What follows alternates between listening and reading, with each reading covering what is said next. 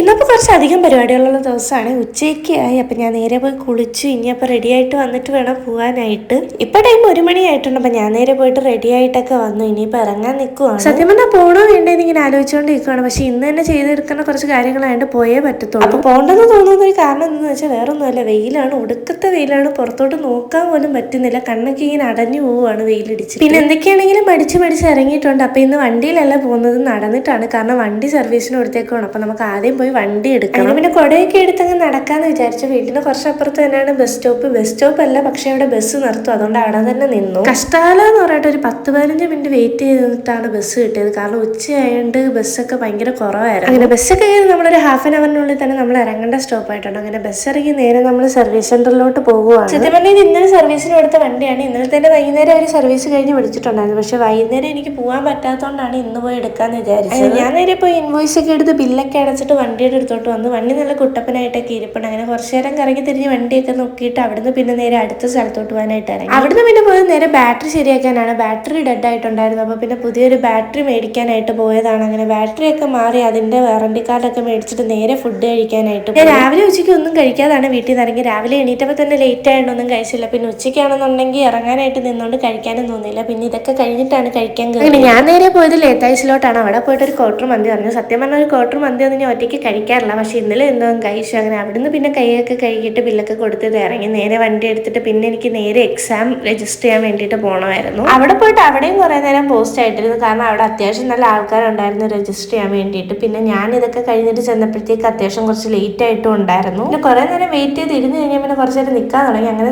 ഇരുന്നൊക്കെ കുറച്ച് കഴിഞ്ഞപ്പോഴത്തേക്ക് എന്നെ വിളിച്ചിട്ടുണ്ടായിരുന്നു. അങ്ങനെ അവിടുന്ന് വേഗം അപ്ലൈ ചെയ്തിട്ട് ഇറങ്ങി. പിന്നെ CDM ഒന്ന് കയറണമായിരുന്നു. അങ്ങനെ CDM ഒക്കെ ചെയ്തിട്ട് പിന്നെ നേരെ പോയത് ഒരു സോഡ നാരങ്ങ കുടിക്കാനാണ്. ഇതിലെ കൂടെ എപ്പോൾ പോയാലും ഇവിടെ കയറി ഒരു സോഡ നാരങ്ങ കുടിക്കുന്നത് എനിക്ക് പതിവാണ്. മാത്രമല്ല ഇപ്പോൾ ഒടുക്കത്തെ ചൂടും ദാഹവും ഒക്കെ ആണല്ലോ. അങ്ങനെ അതൊക്കെ കഴിഞ്ഞ് ഞാൻ നേരെ വീട്ടിൽ വന്നു. ഇനി വേണം റെഡി ആയിട്ട് ജിമ്മിൽ പോകാൻ. അപ്പോൾ ഇന്നത്തേക്ക് ഇത്രയേ ഉള്ളൂ. Bye bye.